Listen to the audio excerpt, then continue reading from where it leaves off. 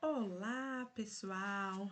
Vamos para o penúltimo dia do nosso jejum e oração, nesse friozinho. Ai, pessoal, tá tão frio, né? Nossa, ontem quando eu gravei o vídeo, eu gravei lá no consultório. E eu comprei um aquecedorzinho pequenininho, sabe? Para colocar lá, porque, gente, tava muito gelado. Até o pessoal que tava indo no presencial falou: doutora, tá tão gelado aqui. E tá frio, né? Ó, hoje eu tô de cachecol, tô de blusão para ficar bem quentinha para gravar esse vídeo e para que o Espírito Santo aí nos aqueça, em nome de Jesus, tá bom? E vamos lá, gente, ó. Esse capítulo 11, a gente vai ler o capítulo inteiro 11. Tem 45 capítulos, olha eu doida. Tem 45 versículos, então é uma caminhada, vocês vão ter que me aguentar lendo. Então vai lá, pega a sua Bíblia, pega seu livrinho de anotação, seu bloco de anotação, sua canetinha bacana e vamos junto caminhar nessa, tá? Se você quiser ir grifando, fica à vontade. Como vocês viram, vocês já até ficou curtinho. No capítulo 10, 11, 12, gente, eu não estou entrando em detalhes. Como é que é entrar em detalhes? Associando o que aconteceu na história. E aí, né, com os jornais e tudo, a gente consegue reconhecer os países em guerra, o que ocorreu e os governantes envolvidos e os futuros. A gente consegue ter uma noção disso, né? Mas eu dei preferência em não fazer isso, porque eu não sou formada, né, em fins dos tempos, em apocalipse, né? Não tenho essa formação e também eu não sou mestre, tá bom? Então, assim, eu quero deixar isso muito claro para vocês. Então, o que nós vamos fazer? Nós vamos ler esses versículos e aí tirei 6 pontos que eu acho que é importante para a gente refletir, tá bom? Sobre esse texto. Só para vocês entenderem a forma que eu resolvi fazer a partir do 10, porque eu percebi que os nossos vídeos estavam ficando muito longos, porque eu estava pegando muito detalhe do detalhe, já pegando a questão histórica, e aí depois, orando e conversando com meu marido, a gente percebeu que essa não é a intenção, né? A intenção é que realmente o nosso coração, nesse jejum e nessa oração, que a gente possa ser uma geração que o adore, um espírito em verdade, que seja uma geração que esteja pautada no Senhor e que a gente leve outras pessoas a viverem isso na prática, tá? Bom, então vamos lá. O capítulo 11, gente, para uma mente que não é espiritual, então se de repente você que está assistindo esse vídeo não crê em Jesus, você vai achar, vai falar, gente, esse povo é louco, né? Então, para uma mente que não é espiritual, esse capítulo, assim, acaba sendo algo provavelmente cética, provavelmente crítica, né? Vão achar o quê? Que esse capítulo 11, ele é falso, né? Porque dizem que supostas profecias foram escritas depois de ocorridas. Mas quando a gente vê pelos estudiosos, os estudiosos aí, né, históricos, dizem que não. Isso foi escrito antes, tá? E tem conteúdo aqui que ainda vai acontecer. Então, só para vocês terem uma noção, né? Então a gente precisa de fato que o nosso coração, pessoal, né, esteja em comunhão com Deus. Então, quando o nosso coração está em comunhão com Deus, a gente tem interesse na história. Nós temos interesse no que ocorreu no passado e temos interesse, sim, do que ainda está por vir, do que Deus ainda vai fazer. E esse capítulo nos leva a pensar em tudo isso, tá? Tanto que eu estava até lendo ele, tem um momento aqui que eu vou contar um testemunho para vocês, quando eu for falar sobre as 6 lições, porque é algo que nos mobiliza como filhos de Deus e que ansiamos por ele, estar nele, pela manifestação do Espírito Santo, pela presença dele, e aí a gente vê assim o quão ele é real. Nossa, isso nos emociona. Então vamos lá, né? Vamos lá e vamos começar aqui pelo versículo 1. Então, eu vou fazer uma leitura rápida. Abre lá sua Bíblia, capítulo 11, do 1 ao 45. Vamos lá, versículo 1. Sendo que, no primeiro ano de Dário, rei dos Medos, ajudei-o e dei-lhe apoio. Pessoal, tô com a Bíblia NVI, tá? Versículo 2. Agora, pois, vou dar-lhe a conhecer a verdade. Outros 3 reis aparecerão na Pérsia, e depois virá um quarto rei, que será bem mais rico do que todos os outros. quando ele tiver conquistado o poder com toda a sua riqueza, instigará todos contra o reino da Grécia. Então surgirá um guerreiro que governará com grande poder e fará o que quiser. Aqui ainda não sabia-se, mas, gente, esse rei guerreiro, como a gente já falou dele em outros capítulos, eu resolvi querer falar só dele aqui, tá? Esse rei guerreiro aqui é Alexandre o Grande, tá bom? Quando ele conquistou o trono, ele tinha 19 anos. Versículo 4. Depois que ele surgir, o seu império se desfará e será repartido para 4 ventos do céu. Não passará para os seus descendentes, e o império não será poderoso como antes, pois será desarraigado e dado a outros. A gente já falou isso no capítulo anterior, que é o quê? O império do Alexandre o Grande, gente, quando ele morreu, ele estava assim no ápice do império dele. E ele estava com 32 anos. E detalhe, e quando fala que não ficará, né, para os seus, não passará para os seus descendentes. Então, o império não passou para os filhos de Alexandre o Grande. A gente já falou disso na visão anterior, tá? E foi repartido entre os generais. E não foi com a consciência de Alexandre, porque ele tinha morrido. Que isso fique bem claro. E detalhe, eu acho que é muito interessante a gente lembrar aqui, tá? E que aí vai contra esses descrentes que dizem que foi escrito depois de ocorridas essas profecias. Não é verdade, porque esse foi dito por Daniel 200 anos antes de socorrer. Olha que doideira. Bom, vou parar de fazer comentário histórico, tá? E bora, versículo 5. O rei do sul se tornará forte, mas um dos seus príncipes se tornará ainda mais forte, que ele governará o seu próprio reino com grande poder. Depois de alguns anos, eles se tornarão aliados. A filha do rei do sul fará um tratado com o rei do norte, mas ela não manterá o seu poder, nem ele conservará o dele. Naqueles dias, ela será entregue à morte, junto com a sua escolta real, e com seu pai e com aquele que o apoiou. Alguém da linhagem dela se levantará para tomar-lhe o lugar. Ela atacará as forças do rei do norte e invadirá sua fortaleza, lutará contra eles e será vitorioso. Também se apoderará dos deuses deles, das suas imagens de metal, dos seus utensílios valiosos de prata, de ouro, e os levará para o Egito. E por alguns anos ele deixará o rei do norte em paz.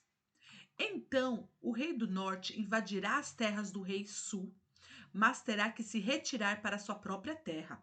10. Seus filhos se prepararão para a guerra e reunirão um grande exército que vai avançar como uma inundação irresistível e levará os combates até a fortaleza do reino do rei do sul. 11. Em face disso, o rei do sul marchará furioso para combater o rei do norte, que enfrentará com um enorme exército, mas mesmo assim será derrotado. Quando o exército for vencido, o rei do sul se encherá de orgulho e matará milhares. Mas o seu triunfo será breve. Se encherá do que, galera? Orgulho, tá? 13. Pois o rei do norte reunirá outro exército maior do que o primeiro e depois de alguns anos voltará a atacá-lo com um exército enorme e bem equipado. 14. Naquela época, muitos se rebelarão contra o rei do sul. E os homens violentos do povo a que você pertence se revoltarão para cumprirem esta visão, mas não terão sucesso. 15. Então o rei do norte virá e construirá rampas de cerco e conquistará uma cidade fortificada. As forças do sul serão incapazes de resistir. Mesmo as suas melhores tropas não terão forças para resistir. O invasor fará o que bem entender. Ninguém conseguirá resistir-lhe.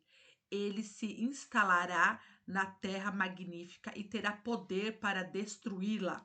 17. Virá com o poder de todo o seu reino e fará uma aliança com o rei do sul.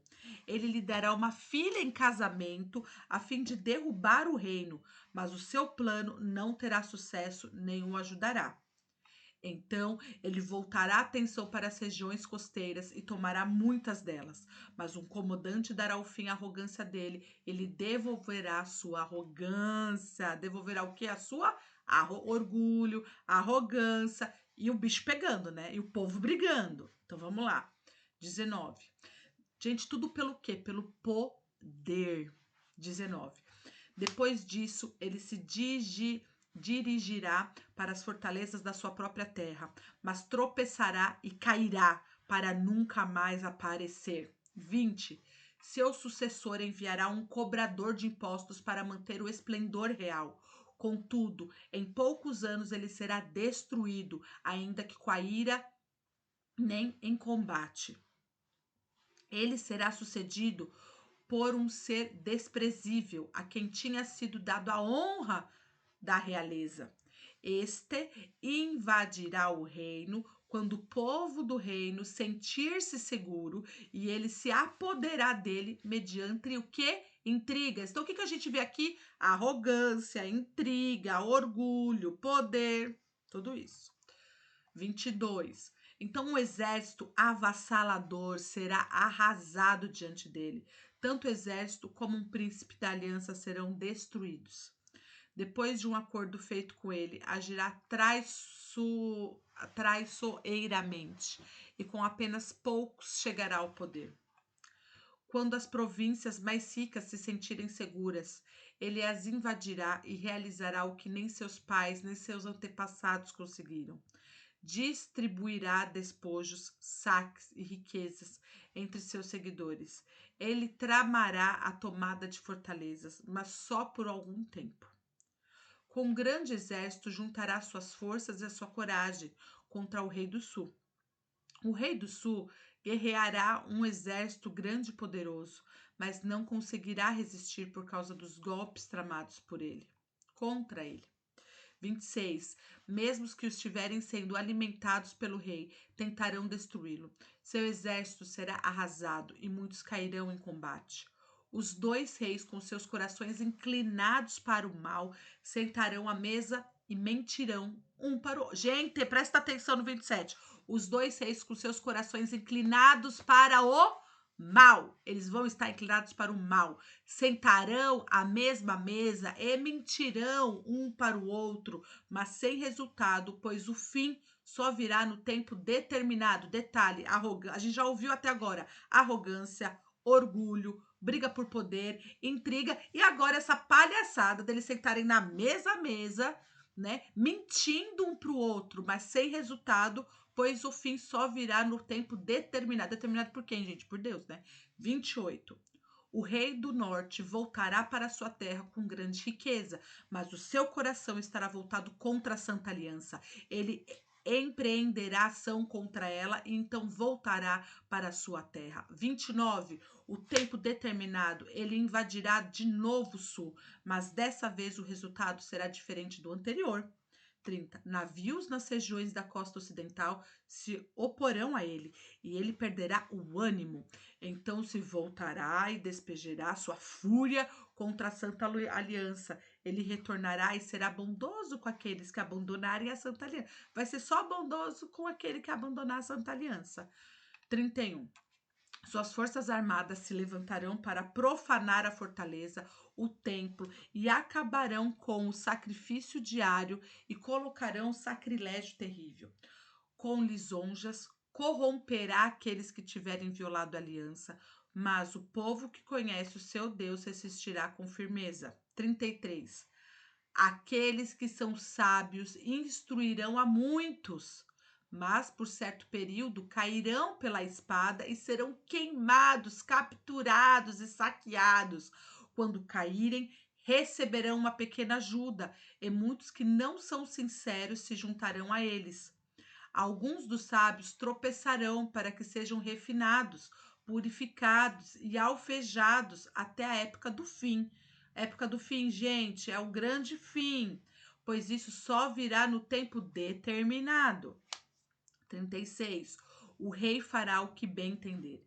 Ele se exaltará e se engrandecerá acima de todos os deuses e dirá coisas jamais ouvidas contra o Deus dos deuses. Ele terá sucesso até o tempo da ira se complete, pois o que foi decidido irá acontecer. Ai, gente, é tão lindo ouvir isso.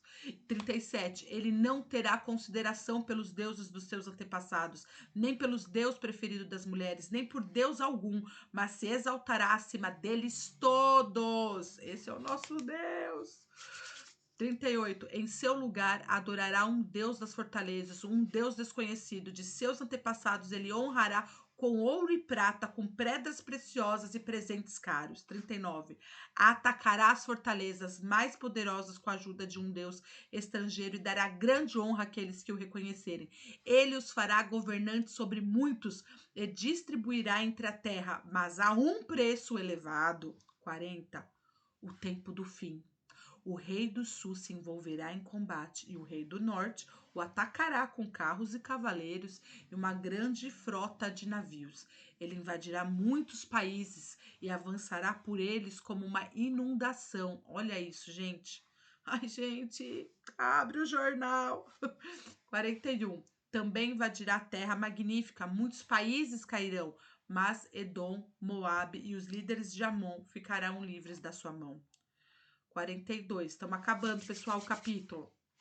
Ele estenderá o seu poder sobre muitos países. O Egito não escapará, pois ele terá o controle dos tesouros do ouro e de prata e de todas as riquezas do Egito. Os líbios, os núbios e eles se submeterão. 44. Mas informações provenientes do leste e do norte o deixarão alarmado e irado. Partirá para destruir e aniquilar a muitos. Armará suas tendas reais entre os mares, no belo Monte Santo. No entanto, ele chegará ao seu fim e ninguém o socorrerá. Jesus, o 12, só amanhã. Pessoal, é o seguinte, a gente pode tirar muita coisa daqui, né? Eu acho que muitas questões históricas, foi como eu falei, não vou discutir sobre isso, mas assim, pessoal, leiam aí as Bíblias comentadas, né? Lugares aí fiéis, né, ao Senhor, a palavra dele, que vocês vão ver que é real, né? E como eu falei, são 6 lições que a gente consegue tirar isso. Quais são as lições que a gente consegue tirar desse texto, absorver desse texto, até pensando do propósito que a gente está nesse jejum e nessa oração? 1. A palavra de Deus é absolutamente confiado nos relatos históricos, tá, pessoal? Como eu falei, aqui aquela palavra tinha a profecia tinha sido falada 200 anos atrás, e depois isso ocorreu. Então, assim, a revelação acerca de Deus, do homem e da salvação, gente, não adianta, acerca da consumação dos séculos, né? Não adianta, vai ocorrer e já está ocorrendo, né? Vamos deixar a arrogância de lado e não tem como descrer deste livro e deste capítulo. Ele é real. Lição 2. Deus é soberano na história. Tudo ocorre como o Senhor disse. Isso precisa estar claro para nós, tá? Tudo se move para o triunfo final de Cristo. E o castigo final dos ímpios é o quê? Sua eternidade, infelizmente. Então, assim, Deus vai triunfar no final. Não tem como, né? E assim, os ímpios, as pessoas que não aceitarem a Jesus, não crê nele, infelizmente, gente, eles vão para o castigo final e passar a eternidade inteira lá. Lição 3. Deus continua sendo Deus, mesmo não o vendo em parte alguma. O que isso nos mostra? Que ele governa o mundo e o assunto do teu povo, mesmo quando a gente não o vê. Ele está governando e ele se interessa pelo assunto do povo dele. 4. O tempo do fim será de grande angústia para nós que somos filhos deles. Ai, gente, isso aqui deixa tão claro, né? Os dias pelas frentes, pessoal, serão difíceis. Já está difícil, gente. Eu acho que vocês concordam comigo que já está sendo difícil nós sermos filhos de Deus. E quando a gente manifesta e testemunha, né? Isso tem sido muito difícil. Então, uma coisa que fala aqui é que terão sim alguns mártires ainda vão aparecer, né? Porque ninguém deve abraçar a vida cristã, gente, sem saber o preço de ser discípulo de Cristo, né? De Jesus. Tanto que aqui a quinta lição é o quê? Nenhuma perseguição pode impedir a comunhão do povo de Deus com ele, porque aqui no versículo 32 e 33 tá falando o quê? Tá falando assim, ó, que aqui aqui, né, o Hernandes Dias Lopes, que eu peguei essas 6 lições dele, né? Ele fala que o quê? Com lisonja corromperá aqueles que tiverem violado a aliança, mas o povo que conhece o seu Deus resistirá com firmeza. A gente vai resistir com firmeza, amém? Você e eu, nós vamos resistir. 33. Aqueles que são sábios instruirão a muitos, mas por certo período cairão pela espada, serão queimados, capturados, saqueados. Quando caírem, receberão uma pequena ajuda, e muitos que não são sinceros se juntarão a eles. Forte, né, gente? Então, assim, vai aparecer, pessoal. Opressores podem acabar com os cultos públicos, podem queimar as nossas Bíblias, podem queimar os nossos livros cristãos, podem tornar ilegal os serviços cristãos que hoje a gente faz em praça pública, né? Podem tirar a nossa liberdade, podem queimar os nossos templos, podem até nos ameaçar com penalidades cruéis, né? Mas não tem como, né? Eles podem até tirar a nossa comunhão com os nossos irmãos. Contudo, eles não podem impedir nossa comunhão com o Pai e o nosso serviço a Ele. E aqui, gente, nesse versículo 32 e 33, e quando eu estava lendo sobre essa lição 5, né, que é nenhuma perseguição pode impedir a nossa comunhão com o nosso Deus. Nada pode impedir. Eu lembrei de um missionário, de um relato, e isso é um testemunho breve que eu vou trazer. Gente, ele ia parar na delegacia em torno de 5 vezes ao dia. Ele era parado para interrogatório. Ele não conseguia viver, entende? E ele veio até mim porque ele estava com pânico, né? E ele ainda insistia, ele estava num país fechado. 5 vezes ao dia, gente. Até choro de lembrar, de me emocionar que aquele missionário, ele era parado no interrogatório. Ele parava tudo que ele estava fazendo na vida dele. 5 vezes ao dia ele ia parar no interrogatório. Sabe? Por quê? Porque estavam desconfiados de quem era a família dele, de quem era ele, né? Então ele era interrogado cinco vezes ao dia, no mínimo, pessoal, porque eles sabiam que ele era estrangeiro, né? A fisionomia dele e de toda a sua família, a estrutura familiar era diferente do povo de lá. Então, 5 vezes ao dia, no mínimo, este homem com a sua família, se ele não ia sozinho ou ele ia com a família dele, eles eram interrogados. Então, vocês imaginam o emocional desse homem, o físico desse homem. Então, assim, não há. E glória a Deus, porque ele continua firme, ele continua, né, firme no Senhor. Esses dias eu recebi a ligação da filha dele, que tá indo para o campo missionário, sabe? E eu fiquei tão feliz. Que eu falei, Senhor, essa família sofreu tanto e essa menina ainda quer continuar no campo. Ela não precisava virar missionária, mas está sendo uma escolha dela. Ela se casou e juntos vão para o campo, continuar perseverando e continuar anunciando o evangelho, mesmo em meio às perseguições. 6, pessoal, nossa última lição. Temos a garantia que no final o mal será derrotado. Qualquer anticristo que se levantar contra Deus será derrotado. O mesmo acontecerá com o anticristo que está por vir. Ele parecerá imbatível.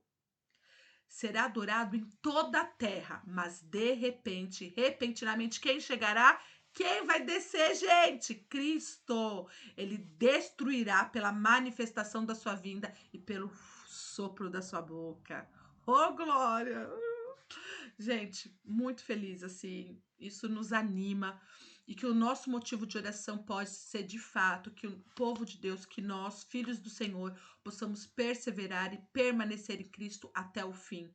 E eu quero que nós possamos, assim, né, que todos nós juntos possamos orar e clamar ao Senhor que os 4 pilares que nós vamos estar ministrando durante esse mês todo possam ser pilares que sejam raízes, né, no nosso interior, no nosso coração, isso possa estar gravado em nós, que nós possamos permanecer e perseverar no quê? No amor, na fé, na pureza e na palavra. Amém? Então, pessoal, termino esse vídeo por aqui, tá? Deu 24 minutos, misericórdia. E vamos lá, pessoal, um grande beijo.